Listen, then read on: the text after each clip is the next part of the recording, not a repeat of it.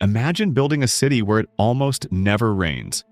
Not a small village, tens of millions of people, skyscrapers, highways, swimming pools, golf courses, all sitting on land the planet designated as uninhabitable. That's the American Southwest, the Middle East, and North Africa right now. And the uncomfortable punchline, the water that made it possible is running out. Fast. Today, we count down 5 chapters of this crisis, from the ancient genius that started it all to the ticking clock that could end everything. Chapter 1.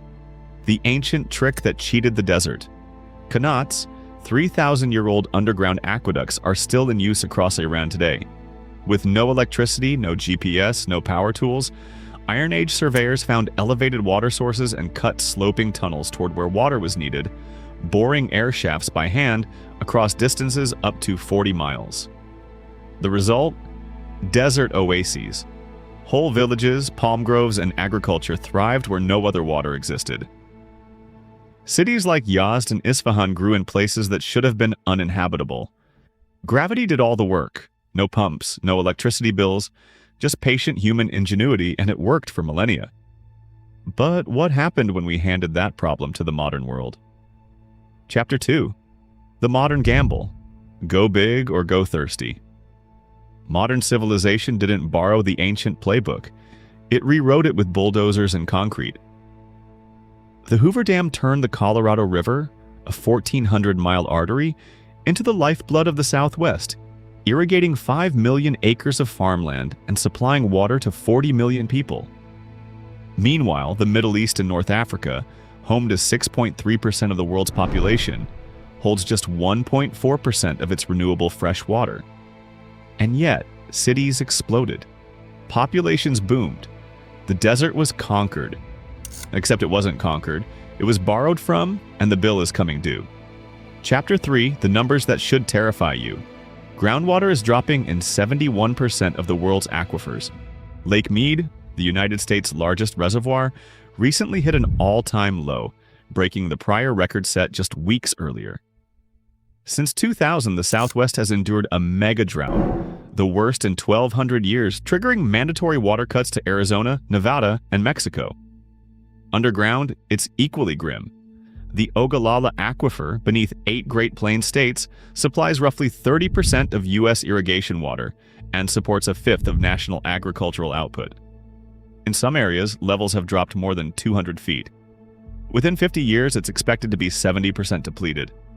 Not a drought, not a dry spell, a permanent structural emptying of the tank. So here's a question worth pausing on. If you had to choose, would you rather see governments ration water now and take the economic hit, or keep pumping freely and gamble that technology saves us in time? Comment your answer below, because the next chapter is where that gamble gets very real.